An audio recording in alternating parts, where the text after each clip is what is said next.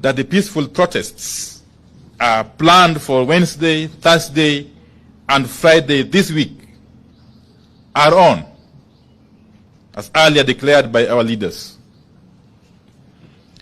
These protests will go on in line with Article 37 of our Constitution, which, as you all know, provide for freedom of peaceful assembly and picketing. And no person, no authority has got the power to suspend the operation of Article 37 of our Constitution. No person, no authority, no agency, not William Ruto, not Kithure Kindiki, not Ndiritu Gachagua. Gachagua who? Yes. No person and anybody purporting to stop demonstrations is deluding themselves, because they have got no that power or authority. Now we can also confirm that the signature collection is also going on and will proceed side by side with the protests. This exercise is also protected under Article 1 of our Constitution. The people have decided to act directly. And who are we to go against the wishes of the people? And having said this, we wish to set the record straight on a couple of things that Kenya Kwanza got wrong last week in their response to the ongoing protests. Now, Kenya Kwanza claimed that protesters are being paid. Now, for anyone to claim that those protesters who came out in hundreds and thousands in places like Emali, Busia, Kitale, Kilifi, Kakamega, Machakos, and Nairobi, among other places, were paid is to be extremely insincere and to live in deep denial.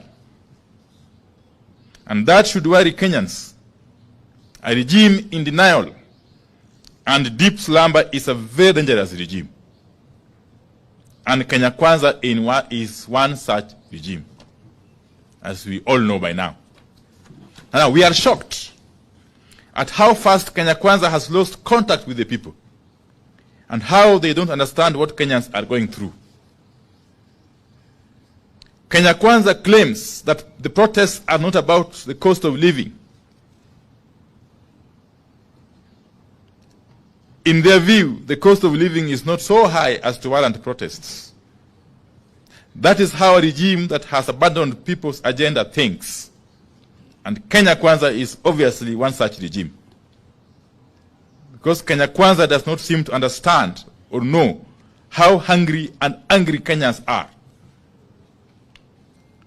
And like a broken record, Kenya Kwanza is stuck, still talking about the handshake of 2018, the Nusumukate of 2008, and so on and so forth. Kenyans are past that stage. And since they lack imagination, Kenya Kwanza is the only political formation still thinking and talking about these handshakes and the rest. And no wonder the regime has lost the people. Now Kenya Kwanza is accusing us, Azimio, of failing to provide solutions to the rising cost of living. Seriously. We know no country where a party stays in government, but once the one out of government provides solutions to the problems of the people. If Kenya Kwanza solutions are not working for the people, then Kenya Kwanza needs to get out of power. Just disband and quit.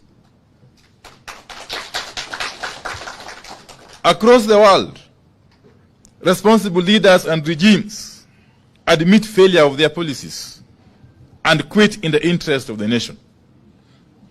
Don't ask us for solutions.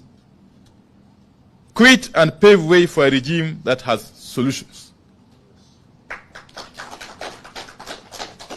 Indeed, if we took over power, we would provide those solutions. You all know. Now, in their address last weekend, Kenya Kwanza purported to call the attention of the nation to so-called efforts by the government to reduce the cost of living. But they could not point to any such efforts. If there's an effort to lower the cost of living, Kenyans will notice it. And Kenya Kwanza would not need to be explaining itself or struggling to explain itself. The truth is, there are no such efforts to lower the cost of living. How can raising of taxes on fuel from 8 to 16% be classified as an effort to lower the cost of living? Now, Kenya Kwanza is telling us that the government has hired some 55,000 teachers. Now, so what? That isn't a favor. They are supposed to be hiring teachers anyway. But they are missing the point. People eat food, and people want food. Even the teachers they are crying about, even the teachers are crying about the cost of living, and high taxes, and low salaries. Hiring teachers doesn't reduce the cost of living. What is the point in hiring a teacher, then taking away his entire salary through taxes? What is the point in hiring workers and turning them into slaves? We encourage Kenya Kwanza to move past generalities of constantly reminding Kenyans that Kenya Kwanza is a legitimately elected government. People want food. People don't eat government, legitimate or illegitimate. Yeah. Give them food, and they leave the streets. Yes. Yeah. The legitimacy or credibility of any government is seen in the way it governs and treats people. If a regime is a failure, like Kenya Kwanza is, it does not matter how legitimate or otherwise it is, because people simply want food. Now, Kenya Kwanza is talking about the Hustler Fund and the plan to roll out the next phase and so on and so forth. Now, Kenya has never had a shortage of funds, like youth fund, women fund, and you can count them. And yet again, people don't eat funds, you know. People eat food. And people don't eat in faces. Yes, people eat today, okay? And every day. So don't tell Kenyans about Hustler Fund at its next phase. Just tell Kenyans how food will be affordable now, today. And they will leave the streets. Otherwise, if you don't do that, be ready to face these people in the streets for as long as it will take. Hire your militia, as many as you want to hire, but the people will not leave the streets. Namna hiyo? Yes.